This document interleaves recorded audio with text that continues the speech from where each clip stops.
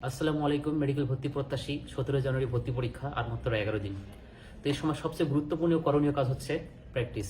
Practice করতে গিয়ে আমরা যে ভুলটা করি, কোশ্চেন মুখস্থ করে ফেলি। আসলে কোশ্চেন মুখস্থ করা এবং প্র্যাকটিস করা দুইটা আলাদা জিনিস। প্র্যাকটিস কিভাবে করতে হবে? আমরা যেভাবে পরীক্ষা দিই ঠিক সেভাবেই আমাদের কোশ্চেনটা সলভ করতে হবে।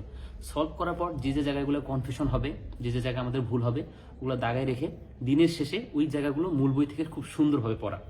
এ সময় আরও দুইটা জিনিস মনে রাখতে হবে। এক নম্বর হচ্ছে যে আমরা কোশ্চেনটা সম্পূর্ণরূপে পড়ি না। মেডিকেল ভর্তি পরীক্ষার যে কোশ্চেনগুলো আছে সেখানে সবচেয়ে বেশি টুইস্টটা থাকে শেষে, যেমন নিচের কোনটি নয়, নিচের কোনটি সত্য, নিচের কোনটি মিথ্যা, নিচের কোনটি মিথ্যা নয়। তো সম্পূর্ণ কোশ্চেনটা আমরা সুন্দরভাবে না পড়ার কারণে শেষের অংশটা ভুল করে আমরা পুরো অ্যান্সারটাই ভুল দিয়ে বসি। এই জন্য অবশ্যই আমরা শেষের অংশটা খুব ভালোভাবে পড়বো এবং পারলে সেখানে কলম দিয়ে আমরা একটা ফোঁটা দেবো বা টিক চিহ্ন দেবো বা দাগ দেবো। দ্বিতীয় যে বিষয়টা হচ্ছে অপশন, আমরা 4টা অপশন খুব সুন্দরভাবে পড়ি না। তো আমরা ধরো যে ক নম্বর অপশনটা আমার কাছে অ্যাপ্রোপ্রিয়েট মনে হচ্ছে, আমি ওটা ইনস্ট্যান্ট ওটাই দাগাই দিই, কিন্তু গ ঘতে তার থেকে বেশি অ্যাপ্রোপ্রিয়েট আনসার থাকতে পারে। তো এই জন্য অবশ্যই আমাদের 4টা অপশন খুব ভালোভাবে পড়তে হবে, দেন অ্যান্সার করতে হবে। এখন প্র্যাকটিসের উপকারিতাটা কি? প্র্যাকটিসের উপকারিতা হচ্ছে, ধরো তুমি 1000 কোশ্চেন প্র্যাকটিস করলা। এখন এখানে কি হবে? এখানে তোমার 100 কনফিউশন তৈরি হলো প্রতিদিন।